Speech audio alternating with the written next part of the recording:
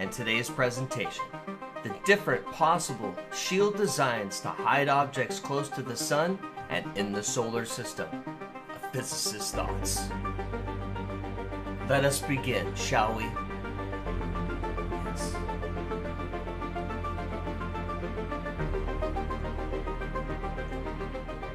Lens in orbit.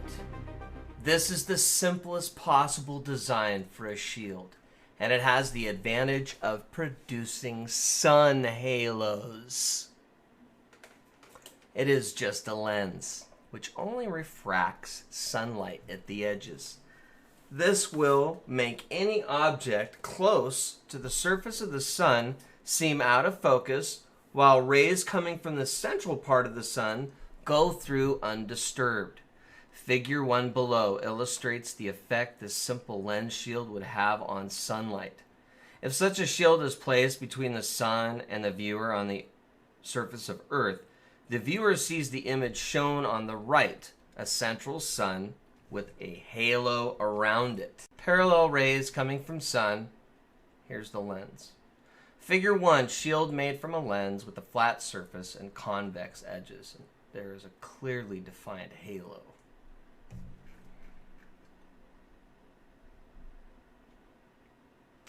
The lens has to have at least the same apparent size as the sun at whatever orbital altitude it's placed at.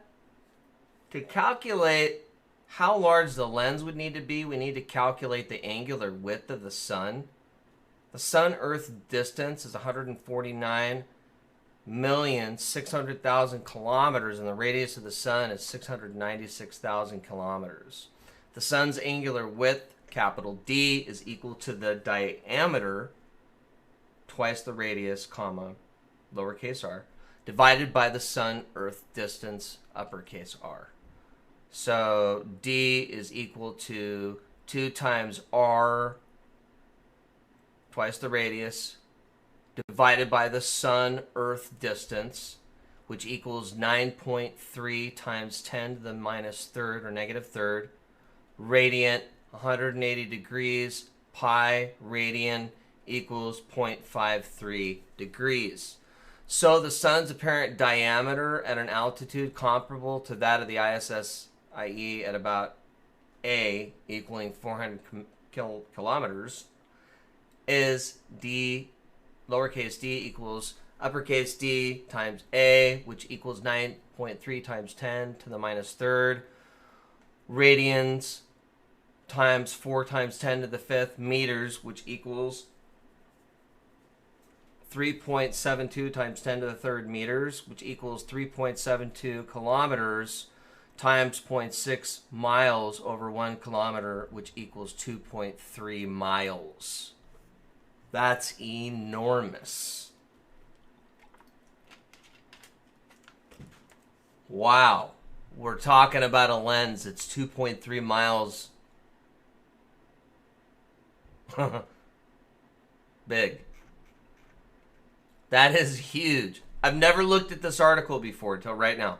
So it may be better to place it at a lower orbit with 100 kilometer, orbit. The lens would only have to have a 0.6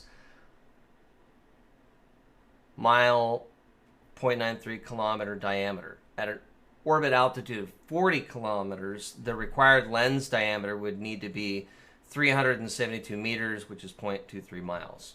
Pardon me for not being able to speak correctly in this regard.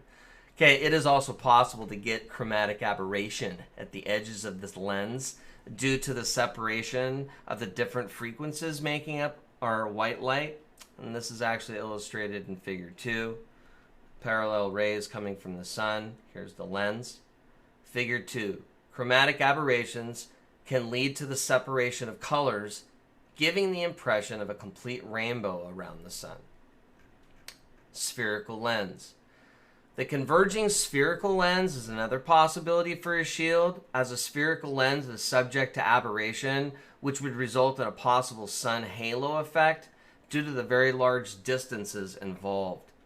This lens would have to be about the same size as the first lens shield described if it is placed at the same orbital altitude, But in addition, the spherical lens focal length has to be matched with the orbital altitude in order for the sun, viewed from the surface of the Earth, to have the expected size. This type of shield is illustrated in Figure 3. Spherical aberration leads to two focal points. And most of the light going through the lens converges on the main focal point, but the light going through the outer edges of the lens converges towards the secondary focal point. This results in most of the light going through the lens giving a diffuse, out-of-focus image of the sun in the center, and the light going through the outer edge resulting in the halo. Any object close to the surface of the sun or in front of the sun would be out of focus for a viewer on the ground and would not be seen. Figure 3. The use of a converging spherical lens as a shield results in a sun and a halo image as a result of spherical aberration. Secondary focal point, main focal point, and there's the clear halo effect. Wow. Again, the use of a converging spherical lens as a shield results in a sun and halo image as a result of spherical aberration. Okay, Figure 4 below. This lens can be used to hide any object outside the Earth's atmosphere, not just an object close to the surface of the sun.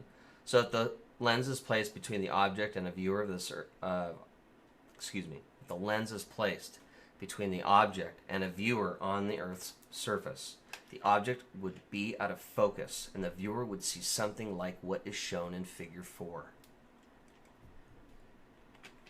Lizzie H. I still have her content. Looks exactly like that. I even remember the lady's name and remember the work that she did on my channel, and I appreciate her work, actually. Figure 4. Out of focus objects as would be seen at a point further than the focal point of a converging lens.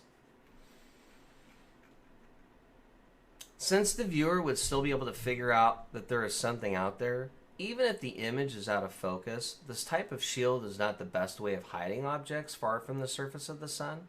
The sun simulator or solar sail described below would do a better job of hiding these objects. So if the lens is just the right size for all the light from the sun to go through it at a certain orbital altitude, moving that lens to a slightly lower orbit would remove that halo. This would happen because sunlight, as viewed by a viewer at a point on the surface of the Earth, correctly aligned with the sun and the lens, would go through the central part of the lens, and none would go through the outer edge. However, the resulting image of the sun would be smaller because the focal point of the lens would be closer to the Earth's surface, and this is illustrated in Figure 5. Okay. Main focal point. Figure 5. Moving the spherical lens shield to a slightly lower orbit results in no light going through the edges of the lens, which removes the halo from the image produced. In order to make the lens less bulky, a frontal lens, which contains all the correct curvatures but has a fraction of that thickness, can be used in place of the spherical lens.